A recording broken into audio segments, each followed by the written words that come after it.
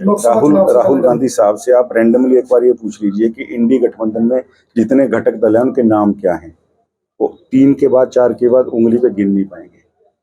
राहुल बाबा, जो बाबा हम यहाँ 2 तरीके से कहते हैं, एक जो उम्र से ज्यादा हो जाए, तजर्बे से ज्यादा हो, उसको बाबा बोलते हैं, और जो बिल्कुल छोटा हो उसको बाबा बोलते हैं। राहुल बाबा अभी बचपन से बाहर नहीं निकले हैं, और राजनीति, भारत की राजनीति सीखना, भारत के संस्कार को समझना, भारत को समझना, राहुल बाबा जब छोटे वाले बाबा हैं उस नाते समझ नहीं आएगा। जब अपने आप को थोड़ा ओपन माइंड से भारत को समझने की कोशिश करें, हर चीज में एक स्क्रिप्ट लिख के उनको दे दी जाती है, उनको खुद नहीं पता मुझे बोलना क्या है, प्रेस कॉन्फ्रेंस में उनको लिख के दिया जाता है।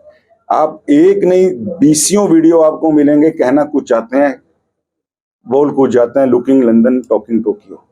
साहब, पहले अपने आप को गंभीर राजनेता के रूप में स्थापित कीजिए, पहले अपने आप को गंभीर आदमी बनाइए, फिर गंभीर राजनेता बनिए। देश आपको तब गंभीर मानना शुरू करेगा। आप सारा दिन ये छोटा भीम टाइप जो बातें करते हो, CNN नेटवर्क देखते हो, उससे थोड़ा बाहर आइए बाबा। 10 कम से कम नोटिस, मैं तो मानता हूं कि अगर जो आदमी सच्चा होता पहले नोटिस पे जाके कहता कि भैया ये मेरे फैक्ट्स हैं और ये मैं खड़ा हूं, अगर मेरे में कोई कमी नजर आती है तो पहले दिन से न डरते। 10 नोटिस, एक एजेंसी के 10 नोटिस जाना, और कोई ईडी के पास अगर कोई सबूत होगा तो माने कोर्ट में ईडी को प्रूव करना पड़ेगा। कोई बिना सबूत के या कोई गलत अगर इलविल से उठाया भी है तो ईडी को भी पता है कि हमारे ऊपर भी कार्रवाई हो सकती है।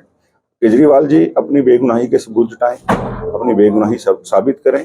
भारतीय जनता पार्टी ने कभी ना बदले की राजनीति की है, ना भारतीय जनता पार्टी इस चीज में विश्वास रखती है। हाँ, केजरीवाल जी के पास जितने तरीके की चालें हैं अपने वोट बैंक को सुरक्षित रखने के लिए, केजरीवाल साहब देश की सुरक्षा को भी गिरवी रख सकते हैं, और ये प्रूफ उन्होंने दिया है, प्रूव कर दिया उन्होंने। पहले सर्जिकल स्ट्राइक हुई, उसका प्रूफ मांगा।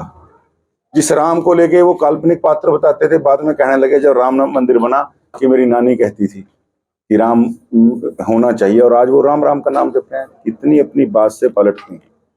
और अगर केजरीवाल साहब फर्जीवाल साबित होते हैं तो भी कोई चिंता नहीं है, उनको जाना ही पड़ेगा जो कर्म किए होंगे। और अगर वो फर्जीवाल नहीं है तो कोर्ट के अंदर, मानिए कोर्ट में उनकी बेगुनाही साबित होगी, तो भी उनको कोई चिंता करने की जरूरत नहीं है। यानी अब केजरीवाल साहब, मुझे लगता है इस राम को काल्पनिक बताते थे, अब उसका नाम लेने का समय केजरीवाल साहब का आ गया है। जपें, प्रभु की तरफ अपना ध्यान लगाएं, मन शांत होगा। मन की शांति बड़ी चीज है। इस समय उनको सबसे ज्यादा जो चीज चाहिए, मन की शांति चाहिए।